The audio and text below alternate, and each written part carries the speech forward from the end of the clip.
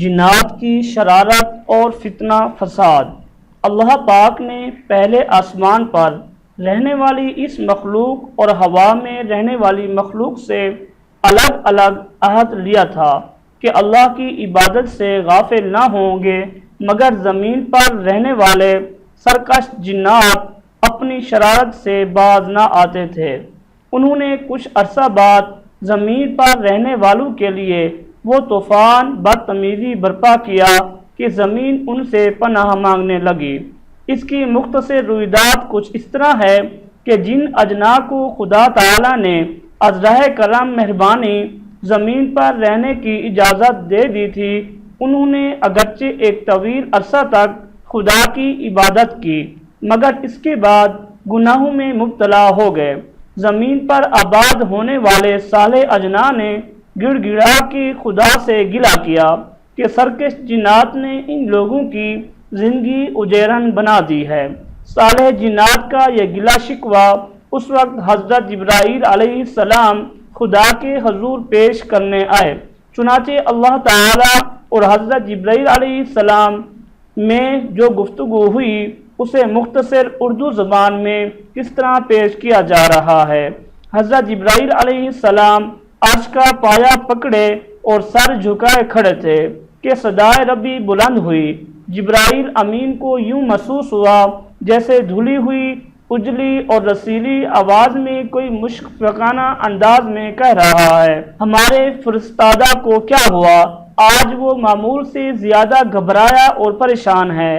حکم ربی سننے کے بعد جبرائیل علیہ السلام نے سر ذرا جھکایا اور گڑ گڑا کے عرض کیا، حکم ربی کی ادائیگی کے سلسلے میں یہ خاکسار زمین کے ان علاقوں میں گیا جہاں ہوا کے آباد کاروں کو وہاں سے نکال کے زمین پر آباد کیا گیا ہے۔ ہمیں معلوم ہے اے جبرائیل امین، یہ صدا ربی کی ندا تھی۔ جبرائیل اور زیادہ ادب سے بولے تو باری تعالیٰ کو یہ بھی معلوم ہو گیا ہوگا کہ زمین پر بھیجے گئے شیطان اب تک تو تیری اطاعت کرتے رہے، مگر اب ان کا رویہ اس قدر تبدیل ہو گیا ہے کہ زمین کے صالح جنات ان کی آئے دن کی شر انگیزیوں سے پناہ مانگتے ہیں۔ یہ بھی ہمیں معلوم ہے۔ صدائے ربی نے جواب دیا، آگے کہو تم کہنا کیا چاہتے ہو؟ اے رب عالم، حضرت جبرائیل نے اپنی گھبراہٹ چھپاتے ہوئے عرض کیا، تو عالم الغیب ہے، تجھے تو معلوم ہو گیا ہوگا کہ میں کیا کچھ کہنا چاہتا ہوں۔ ہمیں یہ معلوم ہے کہ تم کیا کہنا چاہتے ہو۔ صدائے ربی پھر ابھری، مگر اس سلسلے میں تم کیا رپورٹ پیش کرتے ہو؟ جبرائیل گھبرا گئے اور ڈرتے ڈرتے بولے، زمین میں نئے آباد کیے جانے والے شیاطین نے کچھ عرصہ تو تیری عبادت ریاضت کی، مگر اب وہ دین الہی سے منکر ہو گئے اور فتنہ فساد پر آمادہ ہیں، اس کا کچھ مداحہ کیا جائے۔ خالق عالم نے فرمایا، تم کیا چاہتے ہو؟ میں وہی کچھ چاہتا ہوں جو ان افلاک زدہ لوگوں کی خواہش ہے۔ وہ لوگ کیا چاہتے ہیں؟ مالک ارض و سما نے دریافت کیا۔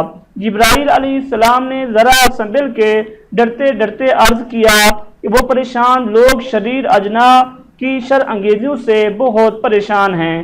وہ ان کی شر انگیزیوں سے پناہ مانگتے ہوئے حق تعالی سے فریاد کرتے ہیں کہ اے مالک کون و مکان، تو نے ان ظالموں کو ان کی پشت پر کیوں آباد کیا ہے؟ انہیں وہاں بھیجا ہی نہ جاتا تو زیادہ بہتر تھا۔ خداوند تعالی نے حضرت جبرائیل امین سے فرمایا، اے جبرائیل انہیں تسلی دو کہ ہم ان شریروں کی ہدایت کے لیے اپنے رسول بھیجیں گے۔ چنانچہ خدا تعالی نے جنات کی ہدایت کے لیے 800 رسول بھیجے، مگر جنات نے کسی ایک رسول کی بھی صحیح طور پر اطاعت نہ کی اور ان کے ساتھ جو ظالمانہ سلوک کیا اس کے بارے میں حضرت کعب احبار کا یہ بیان روشنی ڈالتا ہے۔